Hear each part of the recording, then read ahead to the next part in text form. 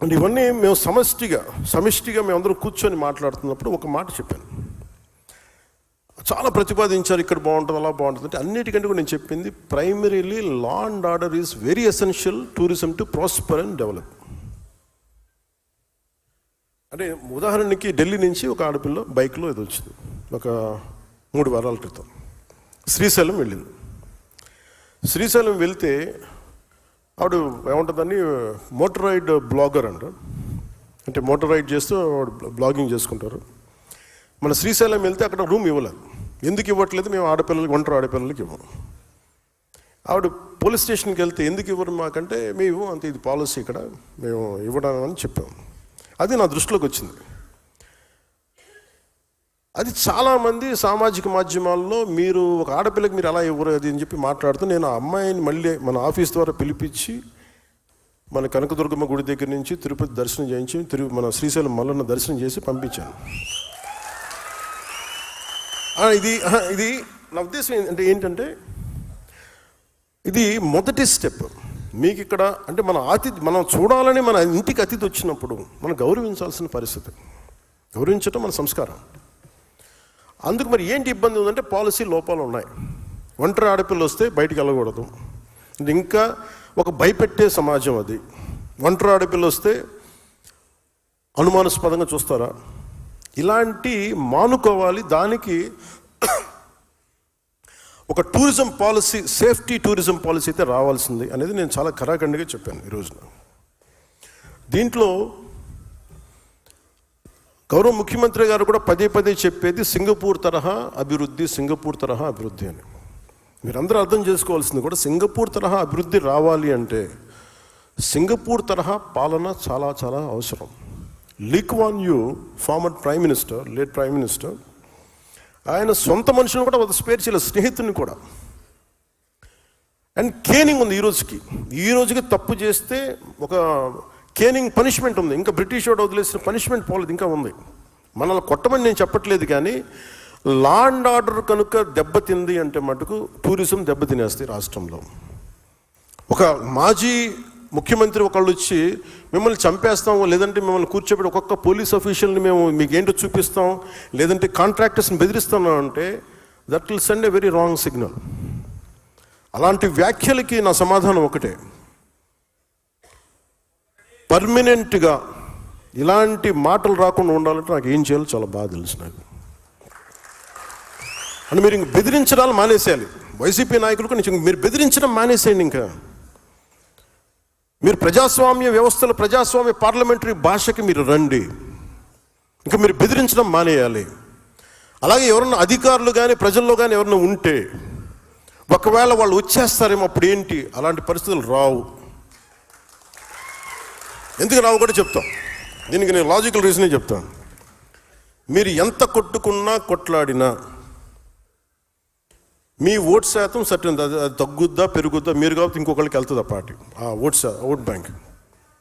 కానీ నేను ప్రత్యేకించి నా కంఠంలో ప్రాణం ఉన్నంత వరకు ఆంధ్రప్రదేశ్కి, తద్వారా భారతదేశాన్ని సమగ్రతకి భంగం వాటిల్లకుండా చూసుకునే బాధ్యత. దానికోసం ఎన్ని ఎత్తులైనా వేస్తాను.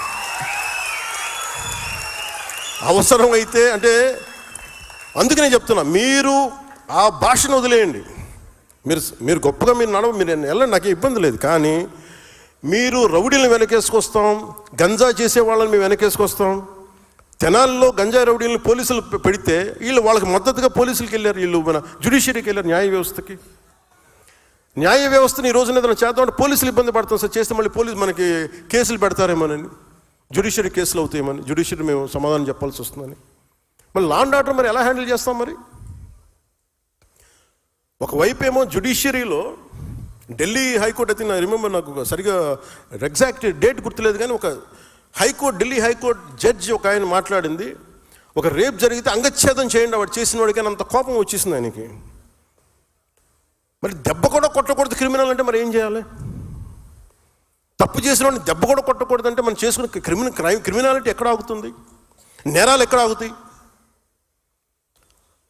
ఒక 10 మంది కూర్చొని ఒక ఫ్యామిలీ ఒక హోటల్కి వెళ్దామో లేదంటే ఒక బీచ్కి వెళ్దామంటే 10 మంది కూర్చొని రౌడీలు ఏడిపిస్తామంటే వాళ్ళు ఎక్కడికి పారిపోతారు క్రిమినల్స్ వస్తే? పోలీసులు నిలబడకపోతే. అందుకని మీరు పదవి బాధ్యతలో ముఖ్యంది లా అండ్ ఆర్డర్ చాలా చాలా బలంగా ఉంటుంది. మీ స్థాయిలో మీకు కనిపిస్తే స్థానిక పోలీసులకు, పనిచేసే పోలీసులకు మీరు మద్దతుగా నిలబడండి, బలంగా నిలబడాలి. తప్పులు జరుగుతున్నాయి, కరెక్ట్ చేయండి వాటిని.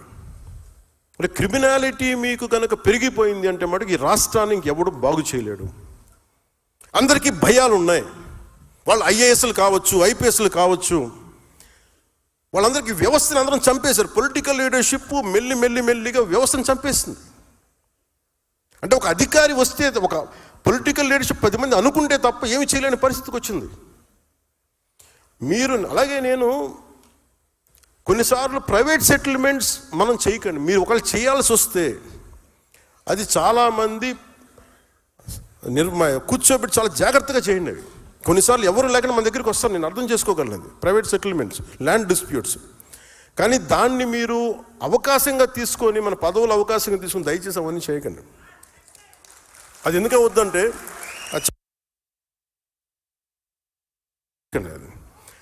అది ఎందుకు అది ఏమైపోతుందంటే మళ్ళీ మనకి ఉన్నామా, మీరు కూర్చోండి, అది ఏం జరుగుద్ది అంటే మనం కనుక ఇలా మనం కనుక కరెక్ట్ చేయకపోతే మనకిను ప్రీవియస్ గవర్నమెంట్కి తేడా ఏముంటుంది అది మీరు ఆలోచించండి. ఈ రోజున మీకోసం చొక్కాలు చించుకొని రోడ్ల మీద ఆడపిల్లలు ఇబ్బంది పడి వచ్చి ఓట్లేసినందుకు మనం కృతజ్ఞతగా మనం వారికి ప్రజలకి నిలబడకపోతే మనందరం తలదించుకోవాల్సి వస్తుంది. నేనైతే తలదించుకోను. నా పార్టీని మొత్తం ప్రజలకే, నేను ప్రజల సమస్యని నేను వినదలుచుకున్నాను. వారి సమస్య కోసమే, వారి అవసరం మేరకే నేను ఉంటాను. నాకు పార్టీ కంటే కూడా ప్రజలు చాలా, భద్రత చాలా ముఖ్యం నాకు. కూర్చోమ్మా, నువ్వు కూర్చో.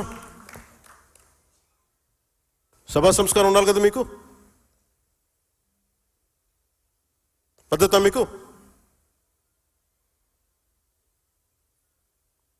సో లా అండ్ ఆర్డర్ మటుకు you have to get into control. మీ చేతుల్లోకి రావాలి, చెప్పాలి. ఇష్టరాజ్యంగా చేసేస్తున్నారు అందరూ. ఎందుకంటే ప్రజలు ఒకసారి తిరగబడ్డారంటే ఇప్పుడేం చెప్పరు. మీకు ఎలక్షన్లు వచ్చేవారు ప్రజలు ఎవరు చెప్పరు, మీరు గుర్తుపెట్టుకున్నది. మన నాయకులు కూడా అదే చెప్తున్నారు, మీరు ప్రజలు ఇప్పుడేం చెప్పరు, భయపడతారు. కానీ ఎన్నికలు వచ్చినప్పుడు మటుకు వాళ్ళ కోపం అప్పుడే చూపిస్తారు, గత ప్రభుత్వానికి చూపించినట్టుగా. అది మర్చిపోకండి, అది ఎప్పుడు మర్చిపోకండి. సమస్య కోపం వచ్చిన రోజున వాళ్ళు ఏం చేస్తాం, మనం అప్పుడు కష్టాలు వస్తాయి. నాకు ఎందుకు భయం లేదని, నాకు ఓడిపోయినా గెలిచినా నేను ఎప్పుడు మారలా. నేను ఎప్పుడు ప్రజల కోసం పనిచేశాను, ప్రజల కోసమే పనిచేస్తాను.